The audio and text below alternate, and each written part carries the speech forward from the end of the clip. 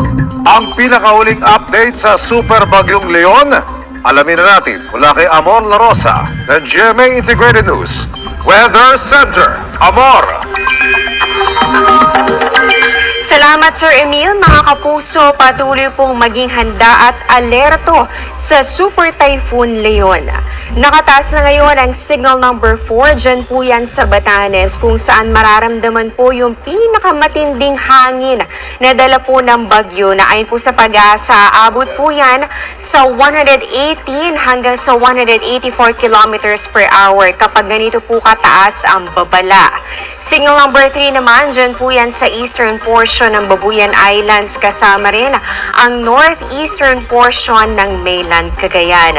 Signal number 2 sa natitirang bahagi po ng Babuyan Islands, natitirang bahagi ng mainland Cagayan, northern portion ng Isabela, Apayao, Kalinga, northern at eastern portions ng Abra, eastern portion ng Mountain Province at pati na rin po sa Ilocos Norte. Nasa ilalim naman ng signal number 1 ang natitirang bahagi po ng Isabela, Quirino, Nueva Vizcaya, natitirang bahagi ng Mountain Province, Ifugao, Benguet, natitirang bahagi ng Abra, Ilocos Sur, La Union at pati na rin sa Pangasinan. Kasama rin po dyan itong Nueva Ecija, Aurora at pati na rin ang northeastern portion ng Tarlac. Mga kapuso, asahan din po sa mga nabanggit na lugar ang malakas na bugso ng hangin na posibleng magdulot ng pinsala. Ang mga signal na yan ay babala po sa lakas ng hangin at may hiwalay na advisory ang pag-asa para naman sa mga matitinding buhos ng ulan. Sa latest heavy rainfall advisory nga po ng pag-asa, mula po ngayon hanggang bukas ng hapon, intense to torrential rain. So yan po ay katumbas ng mahigit sa 200 millimeters of rain na posible pong ibagsak ng bagyo dito sa Batanes, ganoon din sa Cagayan, kasama na ang Babuyan Islands. Heavy to intense naman dito po yan sa may Ilocos Provinces, Apayao, Abra, Isabela, Occidental Mindoro, ganoon din po sa Calamian Islands at pati na rin sa Antique. Katamtaman hanggang sa mga malalakas sa pag-ulan naman sa Kalinga, Benguet, Mountain Province, La Union, Pangasinan at pati na rin po sa Negros Occidental. So mapapansin po ninyo, meron po mga lugar dito na hindi naman kasama dun sa wind signal kanina, dahil nga kahit po hindi kasama dito sa signals ay posible pa rin po makaranas sa mga matitinding pag-ulan. Huling namataan ang bata ng Super Typhoon Leon sa layo 215 kilometers east-southeast ng Basco, Batanes. Taglay po nito ang lakas ng hangin na abot sa 185 kilometers per hour. At yung pabugso naman, 230 kilometers per hour. Napakalakas po niyan at kumikilos po ito pa northwest sa bilis naman na 20 kilometers per hour. Nakikita pa rin ang pag-asa na magla-landfall ito pong Bagyong Leon dito po sa bahagi ng Taiwan. Maaaring bukas po yan ng hapon, saka po nito babaybayin itong Taiwan Strait hanggang sa makalabas na yan ng Philippine Area of Responsibility bukas ng gabi o di kaya naman sa Biyernes po ng umaga. Depende pa rin sa magiging bilis nito.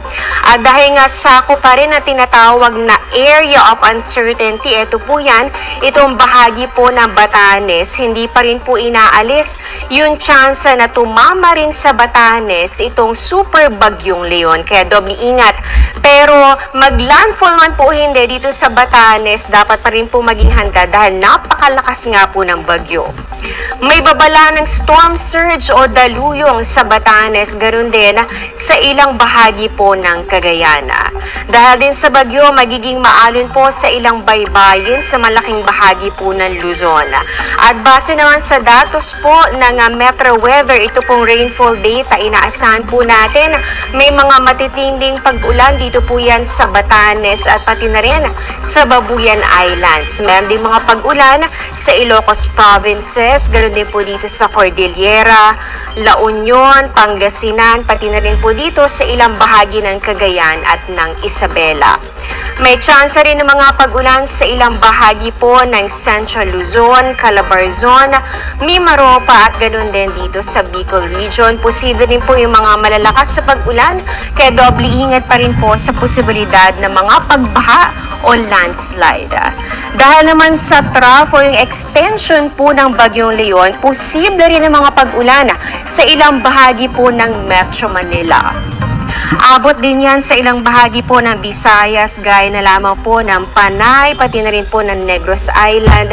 Ganoon din dito sa may Eastern at sa ilang bahagi po ng Central Visayas. Dito naman sa Mindanao, posible po yung localized thunderstorms, lalong-lalo na pag banda pong hapon at pati na rin po sa gabi. Kasama po dyan ang Caraga, Davao, at ganoon din itong Northern Mindanao and Sorsogon.